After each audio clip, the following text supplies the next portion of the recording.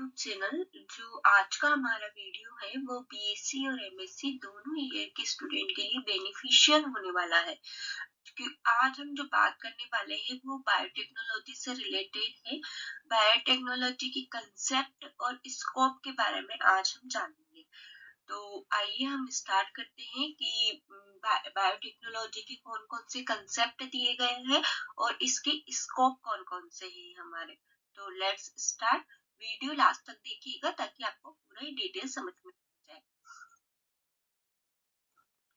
तो बायोटेक्नोलॉजी की स्कोप और एप्लीकेशन जानने से पहले हम आइए इस बायोटेक्नोलॉजी होता क्या है इसकी वर्ड को स्प्लिट करके इसके बारे में हम समझ लेते हैं। आपका सिंपली जो मीनिंग ये वर्ड है वो है बायोटेक्नोलॉजी। बायोटेक्नोलॉजी आपका दो वर्ड से मिलकर बना है, बायो प्लस टेक्नोलॉजी। बायो का मतलब होता है आपका जो भी आपके लिविंग ऑर्गेनिज्म आ गए, जैसे प्लांट हो गया, एनिमल हो गया, माइक्रोब्स हो गए, ये सभी आपके आते हैं लिविंग ऑर्गेनिज्म के अंदर, बायो के अंदर। और टेक्नोलॉजी के अंदर हम क्या करते हैं, टेक्निक की यूज करते हैं। तो लिविंग ऑर्गेनिज्म का यूज करके टेक्निक के थ्रू यूजफुल प्रोडक्ट जब हम बनाते हैं तो वो किसके अंदर आता है, बायोटेक्नोलॉजी के अंदर आता है। तो आइए हम जानते हैं इसकी डेफिनेशन। जो इसके कंसेप्ट है, अलग अलग साइंटिस्ट ने अलग अलग इसकी डेफिनेशन दी है। तो फर्स्टली हम जानते हैं कार्ल एकले। कार्ल एकले, all life of work by which product are produced from raw material which the aid of living things। Karl एकले के अकॉर्डिंग जो भी प्रोडक्ट प्रोड्यूस होते हैं, जो भी प्रोडक्ट प्रोड्यूस होते हैं वो किससे प्रोड्यूस होते हैं, रॉ मटेरियल से प्रोड्यूस होते हैं। उसमें लिविंग थिंग के थ्रू, लिविंग थिंग के रॉ मटेरियल से क्या होते हैं, वो प्रोड्यूस होते हैं। फिर उसके बाद में है आपका यूरोपियन पिटिशंस ऑफ बायोटेक, इसे अपन ईएफबी भी बोलते हैं। इन्होंने क्या कहा, it is integrated use of biochemistry, microbiology and engineering science. Biochemistry, microbiology और इंजीनियरिंग का इंटीग्रेटेड, इन सबको मिलाकर जब कोई प्रोडक्ट बनता है, इन सभी टेक्निक को मिलाकर, तो उसे हम बोलते हैं बायोटेक्नोलॉजी। ये किसने कहा, यूरोपियन प्रोटेक्शन ऑफ बायोटेक के अकॉर्डिंग। जापानीज बायोटेक ने क्या कहा, a technology using biological phenomena for copying and manufacture various kind of useful product. कि इस टेक्नोलॉजी के अंदर वो जो फिनोमेना है उनकी कॉपी करके क्या बनाए जाते हैं, यूजफुल प्रोडक्ट बनाए जाते हैं। फिर आया आपका नेशनल साइंस फाउंडेशन। इन्होंने कहा, the controlled use of biological agent such as micro organism और cellular component for beneficial use. कि जो आपके बायोलॉजिकल एजेंट है, माइक्रो ऑर्गेनिज्म है, उनका अपन कंट्रोल्ड यूज करके जब बेनिफिशियल यूज के लिए जो प्रोडक्ट बनाते हैं वो बायोटेक्नोलॉजी के अंदर आता है। इन्होंने ये डेफिनेशन दी बायोटेक्नोलॉजी की। देन IUPAC ने बोला कि the application of biochemistry, biology and chemical engineering to industry process and produce an environment. की biology, biochemistry, biology and chemical engineering का इंडस्ट्रियल प्रोसेस करके हम प्रोडक्ट को बनाते हैं जो इन्वायरमेंट के लिए हार्मफुल नहीं होता। लास्ट आपका आया था स्मिथ। स्मिथ ने कहा था, formation of new combination of heritable material. कि बायोटेक के अंदर जो प्रोडक्ट बनते हैं वो न्यू कॉम्बिनेशन होता है हेरिटेबल मटेरियल का। चलिए आगे चलते हैं। प्रिंसिपल हम देखते हैं बायोटेक्नोलॉजी के प्रिंसिपल कौन कौन से हैं। तो मॉडर्न बायोटेक्नोलॉजी के हम प्रिंसिपल देखेंगे।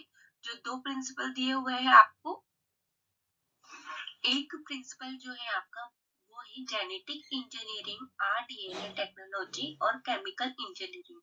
फर्स्ट तो है अपना जेनेटिक इंजीनियरिंग और सेकंड है केमिकल इंजीनियरिंग। जेनेटिक इंजीनियरिंग के अंदर क्या होता है, चेंज द फिनोटाइप और expression of the host organism due to alteration of genetic material.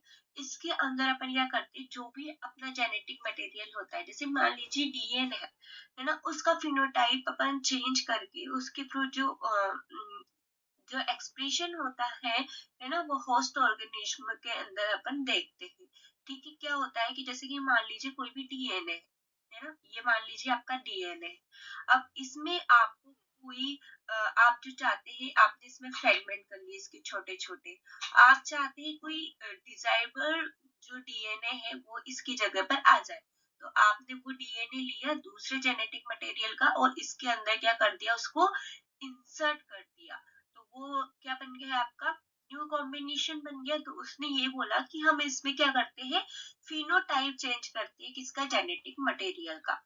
Chemical engineering के अंदर क्या करते हैं, maintains the sterile contamination free, जो कंटामिनेशन फ्री है, the process where only growth of desired microbes in the large quantity to obtain product like enzymes, antibiotics, vaccine, etc. इसके अंदर हम क्या करते हैं, जो भी हमको डिजायर्ड माइक्रोब है, जो भी माइक्रोब्स हमको चाहिए, उसको हम क्या करते हैं, लार्ज क्वांटिटी के अंदर क्या करते हैं, ऑब्टेन करते हैं, बनाते हैं, प्राप्त करते हैं। जैसे एंजाइम हो गया है आपका, एंटीबायोटिक्स हो गई, इसको हम क्या करते हैं, बनाते हैं। ठीक है, अब हम आगे चलते हैं, स्कोप के बारे में जानते हैं कि बायोटेक्नोलॉजी के स्कोप कौन कौन से हैं। तो देखिए, ये स्कोप आपके लिए बहुत ही ज्यादा इम्पोर्टेंट होने वाले हैं। फर्स्ट जो होता है आपका जेनेटिक इंजीनियरिंग, ये आपका एक स्कोप है बायोटेक्नोलॉजी के अंदर कि आप जेनेटिक इंजीनियरिंग के अंदर मेडिकल लेबोरेटरीज के अंदर जाकर भी, बायोटेक्नोलॉजी का बहुत बड़ा स्कोप है इसके अंदर। मेडिकल लेबोरेटरी के अंदर जो भी वर्क होता है, एंटीबायोटिक्स वगैरह बनाना, जो हमने अभी देखा कि डिजाइवर्जिन को इंसर्ट करना, ये सभी इसके अंदर आ जाता है। तो ये एक बायोटेक्नोलॉजी का बहुत ही अच्छा स्कोप है। प्रोटीन इंजीनियरिंग, इसमें अपन बायो प्रोसेस इंडस्ट्री के अंदर वर्क कर सकते हैं, जैसे कि प्रोटीन्स बनाना अलग अलग तरीके से। जैसे कि हम देखते हैं कि आजकल एक्सटर्नल फॉर्म में हम जो प्रोटीन लेते हैं वो इसके अंदर आ जाता है। बायोफॉर्मेटिक इंजीनियरिंग, इसके अंदर हम कॉम्पुलेशंस बायोलॉजी का यूज करके इसके अंदर बहुत सारे स्कोप है। इम्यूनो इंजीनियरिंग की, इम्यून सिस्टम को कैसे हम सिंथेटिक बायोलॉजी के अंदर कैसे हम इम्यूनोलॉजी को बढ़ा सकते हैं, बाहर से कौन कौन सी, जैसे कि आईजीएम वगैरह ये सब बनती है, तो उसको हम कैसे यूज कर सकते हैं। प्लांट बायोटेक्नोलॉजी के अंदर, एग्रीकल्चर रिसर्च के अंदर जाकर इसका बहुत अच्छा स्कोप होता है। एनिमल बायोटेक्नोलॉजी के अंदर इसमें स्टेम सेल बायोलॉजी, क्रायोबैंक, ये सभी आ जाते हैं, जिसमें बहुत ही अच्छा बायोटेक्नोलॉजी का स्कोप है। फूड फर्मेंटेशन, बेवरेजेस इंडस्ट्री के अंदर कि फर्मेंटेशन के थ्रू बहुत सारे प्रोडक्ट बनते हैं, वो उनको किस तरह से बनाना चाहिए, और उसकी नई नई टेक्निक हम ला सकते हैं। इन्वायरमेंट बायोटेक्नोलॉजी के अंदर स्कोप है बायोटेक्नोलॉजी का। म्यूराइन मरीन मुराइन बायोटेक्नोलॉजी के अंदर है। नैनो बायोटेक्नोलॉजी, फार्मेकोलॉजी हम जानते हैं मेडिकल रिसर्च के अंदर आता है। ऑन्कोलॉजी और टैक्सियोलॉजिस्ट के अंदर आता है। फार्माक्यूटिकल इंडस्ट्री के अंदर हम इसके अंदर स्कोप है। पेट्रोकेमिकल इंडस्ट्री के अंदर है। टेक्निकल स्टाफ इन इंडस्ट्रीज के अंदर है। इंटरप्रेन्योरशिप के अंदर है। Teaching staff in university and college. तो आई होप आपको वीडियो समझ में आया होगा। अगर वीडियो अच्छा लगे तो प्लीज लाइक शेयर सब्सक्राइब कीजिएगा।